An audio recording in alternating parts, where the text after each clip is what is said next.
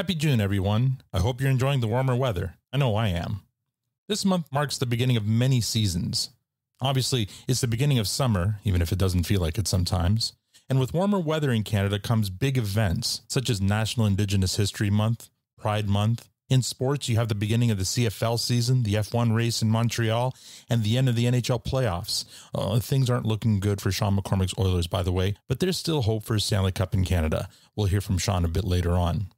Last week, the RBC Canadian Open Golf Tournament took place, which is notable because, as you may or may not know, golf is big in Canada. It's not only a popular sport, it's big business, generating billions of dollars in GDP. Golf is also a great indicator of another season that kicks off in June in this country, tourism. So this month, I'm joined by Jeff Calderwood from the National Golf Course Owners Association to talk about Canada's golf industry and what his industry is saying about this year's tourism industry. And spoiler, it's saying a lot. We'll also get a preview of this year's Toronto Tech Week happening next week. Stay tuned for all of it because it's not just fun to talk about these big events, it's also just good business.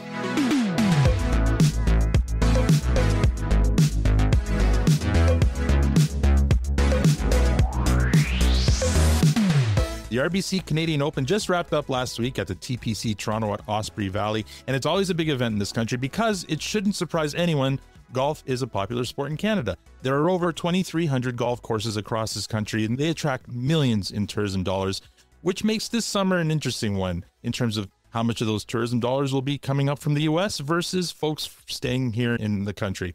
So today I'm joined by Jeff Calderwood, who's fresh off attending this year's tournament. He's the CEO at National Golf Course Owners Association Canada. Jeff, thank you so much for joining me today.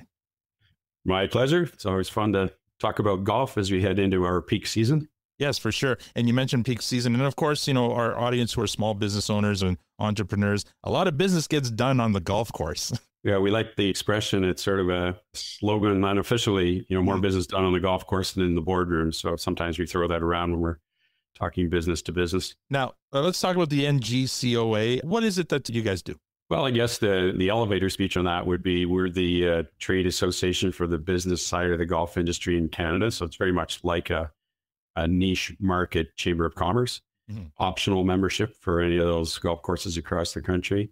We're just approaching about to hit 1,500 golf courses paying membership dues and several hundred others that are not golf courses that are part of the membership community, typically suppliers, related stakeholders such as that. And what do we do for them? Very much on the business focus, half a dozen sort of categories of services, marketing programs to get more golf played, benefiting the revenue side of all those small businesses. We have a very large group purchasing program that then supports the expense side of those businesses, national account pricing, things like that. We have quite a developed research department that's crunching out reports and benchmark surveys and things like that for management tools on their decision-making of the golf courses operations. We have a lot of educational services, consultants, writers, guest speakers, magazines, newsletters, e-newsletters, that sort of thing. Right. Some peer-to-peer best practice exchanges. We do a lot of advocacy. Majority of that is government, but not necessarily always, just whatever is in the best interest of advocating on behalf of the business community of the golf industry. And we do a lot of events, dozens of them a year, small, regional, all the way up to national conferences for the networking and supporting, delivering on all those other things I'll just mention. A lot of them are part of the conference or that kind of event. So probably a bigger industry than you would think. It's not just a great game, which it certainly is, right? But it's also a highly developed industry. And we lead on a number of economic impact benchmarks, all other sports. For examples, over $23.2 billion GDP. Wow. More than any other participation sport. Our employment numbers, 237,000 average employment years. Again, number one. And one that I like to cherry pick out of that economic impact study is the charitable support, because we raise more for charity than any other participation sport in Canada, 382 million average. So that's who we are and what we do. Right. That's not surprising. I mean, how many times have you've been asked to buy a ticket to this charity golf tournament or that charity golf tournament? For sure, I've been to a few of those myself. Yeah, it's popular. Yeah. Now, last week was the Canadian Open. I feel like that's kind of like the kickoff to the season, and unofficially, but it must be a busy time for you. Yeah, and the Canadian Open is a good symbolic kickoff to the peak season. Right. I mean, Canada's weather patterns vary across the country when you call it the start of the season. Mm-hmm. But the peak season is right about then. We're all excited because the golf industry and golfers themselves is the key part of driving that. Our demand has never been higher. Golfer enthusiasm, including latent demand, people who watch it. So they may have been at the Canadian Open or watching the US Open this week. They maybe haven't yet taken up the game, and that connects to some of our marketing efforts to trigger on those high points and continue our success. You mentioned it a little bit there, but golf courses kind of saw a big success during the pandemic because people were looking for things they could do outdoors, socially distant and stuff. Golf was obviously one of the big activities, and it feels like you guys reaped the benefits to that. And then coming out of the pandemic, since then, though, how's it been? Yeah, that's a great question, because during the height of all that, when for quite a while, golf was like the only game in town. It was the only thing that was open. Everybody was locked in looking at four walls. We used to joke with our beer partners that the only place golfers could go, or anybody could go to have a beer with friends, was out on the golf course for that period of time. Yeah. So yeah, we had an all-time high then. And a lot of people said at the time, a lot of experts said at the time, when everything else opens and business gets back to normal and all of the competition, everything else that comes with life, you're going to go right back to where you were. So we haven't. We're still up around 28% from the pre-COVID numbers of rounds played, right, which we track monthly and regionally. So we've given back a little bit. We were in around 33% up at the height of COVID. We're still holding on to 28% despite everything else is open again.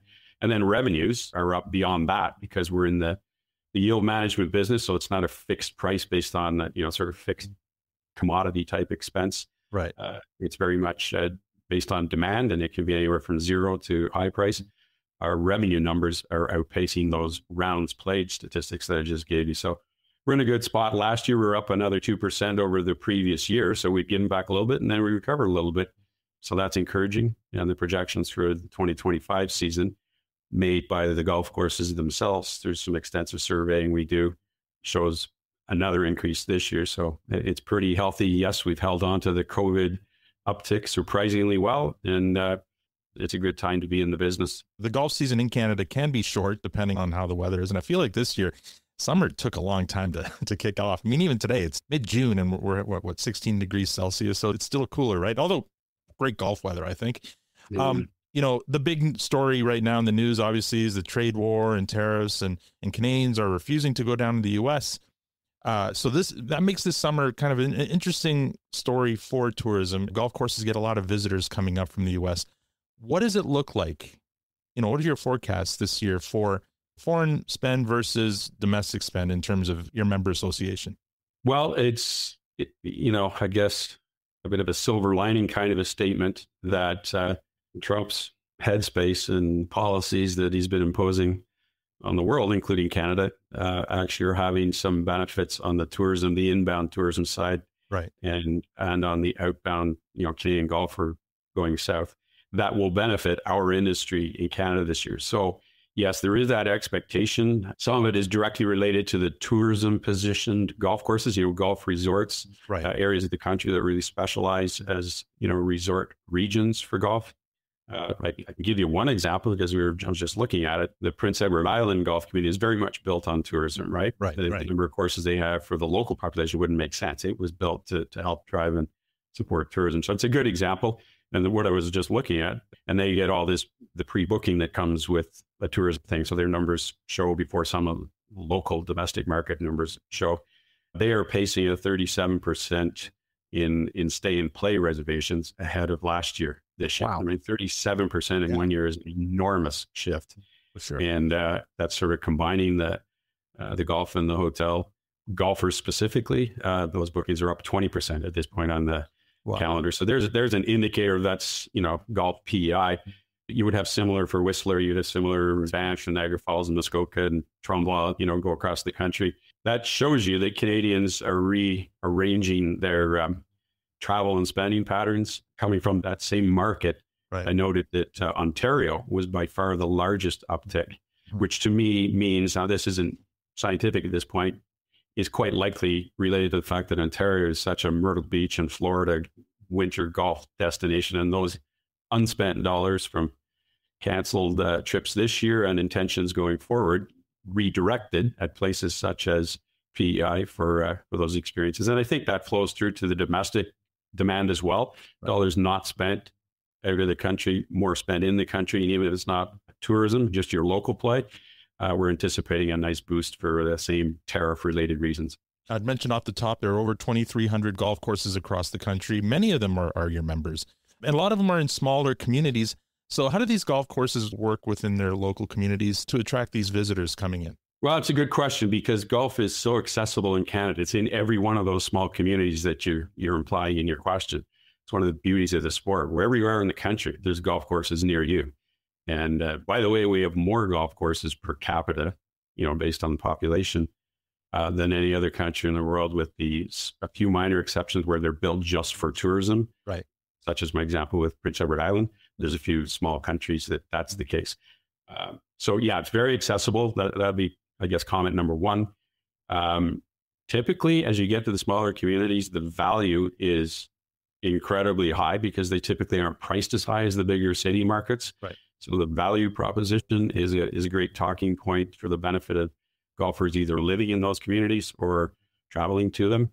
A lot of golfers head from the big city out to those communities just because the value proposition is so strong. So I think that's a key point. And I think you often get a little extra level of personalized service on that, sort of the country down home friendly kind of service, which isn't always as easy to fully hit where not as many people know each other in a bigger city. So I think that combined with, preservation of green space as those communities grow, golf has a lot of great environmental positioning advantages. And on the economic side, in some of the smaller communities, that golf course is the largest employer in town. So, I mean, it's driving a number of different angles why it's important to those small communities. What are you most excited about for the 2025 golf season? Well, I think part of it is golf courses are excited about being part of the solution to that whole tariff thing that we just discussed. There's a little enthusiasm, and from a business standpoint, they've got the opportunity to capitalize on delivering that solution. Everybody's a little stressed, just as they were in COVID. We were a big part of the solution for people's headspace and a healthy mindset and physical activity and socializing. I think there's some excitement from the golf course surrounding that for this year that's unique. From our perspective as an association connecting to those golf courses, we're about to launch our annual Take a Kid to the Course program, which kicks off July 7th with a week of high-profile stuff about kids golfing free. And we have somewhere between 500 and 600 participating golf courses across the country. So back to that accessibility question, there's a golf course near you that's participating. It's optional, and all those golf courses opted in.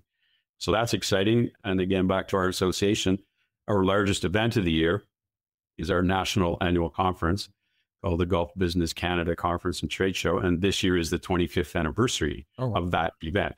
It was around the country. It's coming to Niagara Falls in November. So that's another highlight for this year. And all the content of that is just related to similar things we're discussing here about the business side of the industry and how it gets propelled forward and exchanges of best practices and a lot of good times on the social scene among peers as well. And for our listeners who want to learn more about all these events and programs you're running, where would they go? The best central resource would be our website, NGCOA.ca. That's the acronym for National Golf Course Owners Association. And then we have a few other programs that have their own dedicated sites if they cross over to the consumer side, such as for that Take a Kid to the Course program. That website is kidsgolffree.ca, and there's listings of all those courses, and you can click through to whatever promotions are being run by the individual course in your own backyard. Perfect. I'll include those links in the show notes for this episode. Thank you so much, Jeff, for joining me today. Well, thank you, Alan. Hope to see you out on the golf course. We're going to get you out a little more often. It sounds like, I think so. Play as often as you should, but let's work on that. Perfect.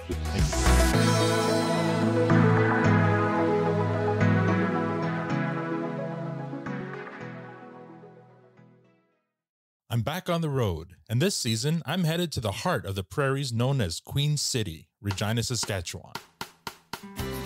In every corner of Canada, small businesses are facing challenges, adapting, and thriving. And in Regina, the entrepreneurial spirit is alive and kicking. Join me for an all-new season of Yes, We Are Open, where we celebrate resilience, innovation, and the stories behind the businesses that keep Canada moving. Oh, and Regina-style pizza. We'll get to that later. Toronto Tech Week is taking place this month, running from June 23rd to the 27th. It's a week-long citywide series of events designed to connect and celebrate the city's vibrant tech community. And joining me today to talk a little bit about what we can expect at this year's event is Lynn Dubuc, Director of Events at Elevate. Lynn, thank you so much for joining me today. Yeah, it's a pleasure. Thanks for having me. Now, for the few of our listeners who may not know what Elevate is, can you maybe just explain a bit what Elevate does? Sure. Yeah. Elevate was founded in 2017 here in Toronto, and our mission really is to showcase and accelerate the growth of the tech and innovation sector by shining a spotlight through our events, like our flagship event, which is Elevate Festival, happening each fall. This year is October 7th through 9th. Canadian Innovation Exchange is another event that we run in the spring, connecting founders and investors. And then, of course, our innovation programs, including some accelerator programs and innovation challenges for Canadian founders. Now, given that our listeners are small business owners or entrepreneurs or people thinking about starting a business, why would they be interested in Elevate? Yeah, I would say a lot of our events and programs are designed for those founders. Big one being our e-commerce North Accelerator program, which we do in partnership with Moneris. And that's really designed for later stage founders in the e-commerce space. But we also run innovation challenges for those earlier stage e-commerce founders as well. We also run a program called Elevate Women Plus, which supports women and gender diverse founders who are embarking on their fundraising journey when it comes to starting up their businesses. And so from our innovation programs, that's really where the focus is for founders. But of course, at our events, Elevate Festival, we run a startup lounge in partnership with Moneris, where we're matching one-on-one meetings with founders and investors. We're also giving opportunities for startups to pitch and demo on stage. So something for everyone, but we're definitely, founders are number one for us. I had the great privilege of interviewing some of those startups at last year's festival. And yeah, it's great work that they're doing and that you guys are doing, supporting them for sure. Now, Toronto Tech Week is fast approaching. Elevate's one of the partners at the event. What can folks expect from this event? Yeah, listen, we're really excited to be participating in Toronto Tech Week this year. I've just heard there's over 200 events planned across that week, and we're proud to play a part in 2 of those events. So on Thursday, which is June 26th, we're hosting an Elevate Talks event, which is a series that we've run over the past couple of years that we're bringing into Toronto Tech Week. And so for that, on that Thursday afternoon at 1 o'clock, we're hosting Netflix CTO Elizabeth Stone, who's coming for a fireside chat, talking about the tech infrastructure behind scaling Netflix from the streaming service to kind of the global powerhouse that it's become. And then following that fireside, we're also hosting a CTO from Canada Goose, Marjan Anwar Khan, and the head of tech at Air Canada, Andrea Stapley, to really focus on what the tech and infrastructure is that's driving those companies as well. And so we're really excited to be hosting 3 incredible women that are leading tech at some of the most iconic brands in the world. That's great. Yeah. And then following that, we have a second event on Friday, the 27th, which is our commerce market overview that we're hosting at TechTO. And we'll be focusing more on SMBs and, of course, in partnership with Moneris and our friends at Interact as well. And so at that event, we'll be showcasing some of the companies from our e-commerce North innovation program. We'll also hear from Gad Ella Harar, who's the VP of product of SMB at Moneris, on how Canada can accelerate retail growth. And we're also hearing from Interact's Shanella Tavarian on the future of retail payments. So we're excited to do something both that's at the heart of Elevate with Elevate Talks, and then really get into some specifics around the future of retail and commerce with our SMB event, TechTO. Sounds like an impressive lineup just from your events for sure. What are you most excited to attend?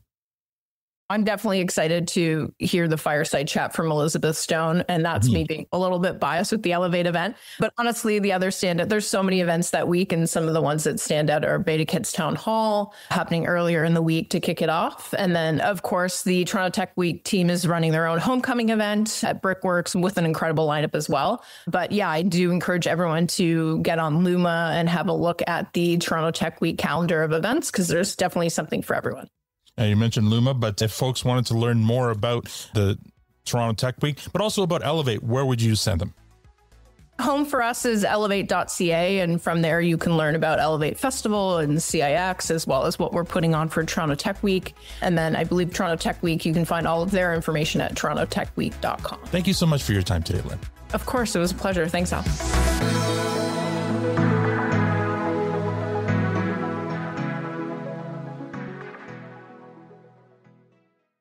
The table is set for the Stanley Cup playoff finals, and we have a rematch from last year's final between the Edmonton Oilers and the Florida Panthers. Last month, we shared consumer spending data for round one, where we had 5 Canadian cities represented. We haven't had that in a while. Round two was also notable, though, because we still had 3 Canadian cities. So we're going to talk about that today.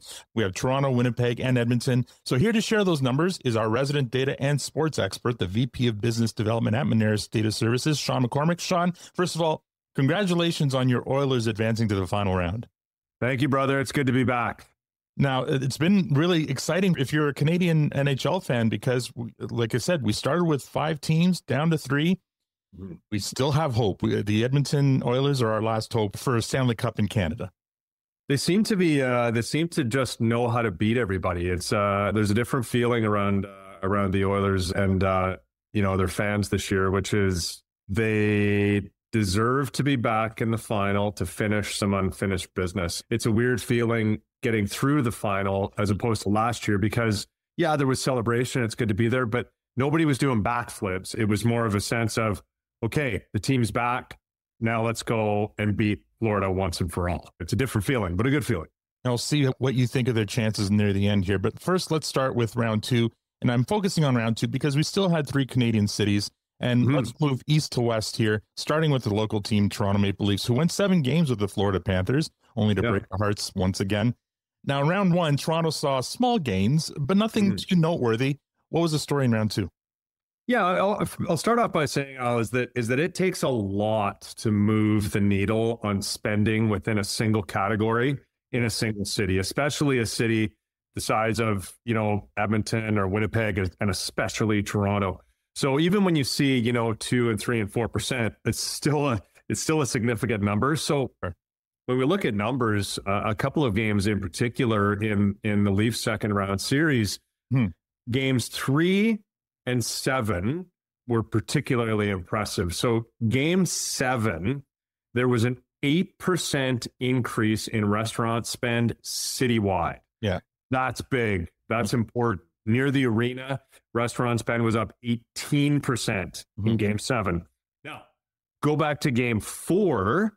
That was an away game. That game was played in Sunrise. There was a restaurant spending increase across the city of Toronto of 25%. That's big. That's big for Toronto. Enormous, mind-boggling. Near the arena, it was more flat. Remember, we're looking at week-over-week numbers. Sure. So very possible that something else coincided near the arena the week before. So the impact was not as great, but 25% increase citywide. Wow. Now, those are pretty good numbers for Toronto, but we saw some insane numbers in Winnipeg, and let's talk about that. After a thrilling win into the second round, the Jets unfortunately lost to Dallas in 6 games, but they did get 3 home dates for that second round. How did they fare? Yeah, the fans were a little more dialed when it came to spending than Connor Hellebuck was stopping pucks. But game number 3, it was a loss for the Jets. However, restaurant spend across Winnipeg was up 67%, my friend. 67%. Near the arena was up 46%. So Jets fans really living in the moment in the second round. It is hard to get to the second round of the NHL playoffs, even harder to get to the third round and obviously the final. But Jets fans were definitely enjoying the moment and soaking it up. And finally, the one Canadian team that didn't disappoint, your beloved Edmonton Oilers, who took care of Vegas in 5 games. How did they do in that second round? Yeah, they only had a couple of home games to really take advantage of it because it was only a 5-game series. But game number 3, which was the Oilers' first home game, spending is up 13% across the city and restaurants week over week. Near the arena, up 60% week over week. The Oilers do a great thing with the Moss Pit that they have going in memory of Joey Moss, obviously the name. That is a party. That is where you want to be. I think if you ask a lot of people in the Moss Pit, they'd probably tell you that it's more fun in the Moss Pit than it is in the arena. You don't throw drinks on people in the arena and live to tell the story, but it's sort of okay to do that in the Moss Pit. Right. The Moss Pit security might disagree with me on that one, but it's a different atmosphere. So spending near the arena on restaurants up 60% in game 3. And then in game 4, restaurant spending near the arena was up 69%. And citywide up 4%. It'll be interesting to see what the numbers are for the third and final round as well.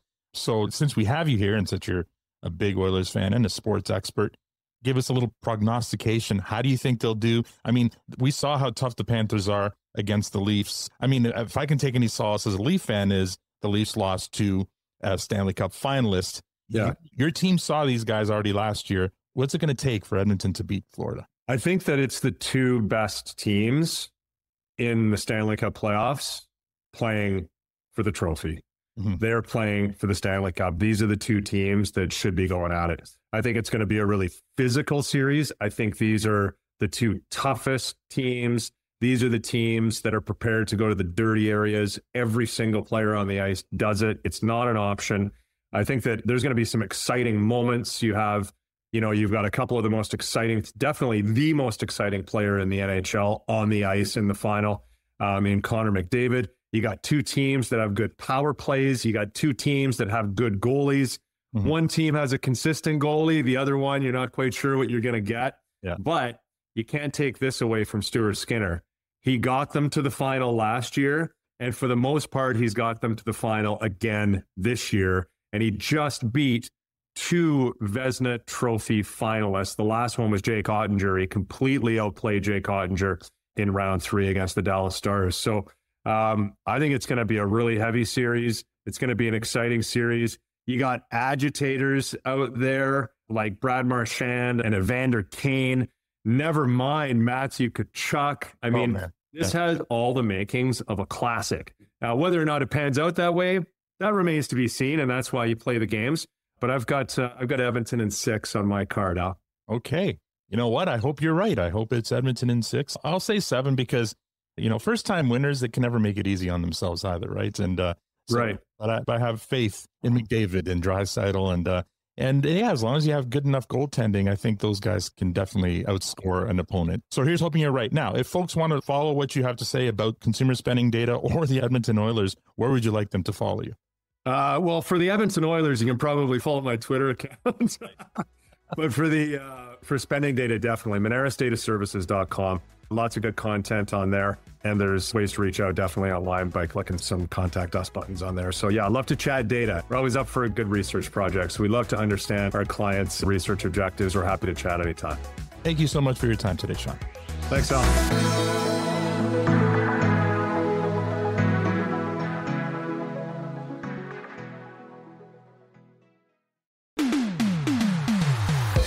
And that's all we have time for this month. Once again, please check the show notes for links to everything we talked about in this podcast. If you have any questions about anything business related, you can email us at podcast@moneris.com, and we'll try to answer them in future episodes. On behalf of Jeff, Lynn, Sean, myself, and the rest of Moneris, it's just good business saying thank you for listening. See you in July.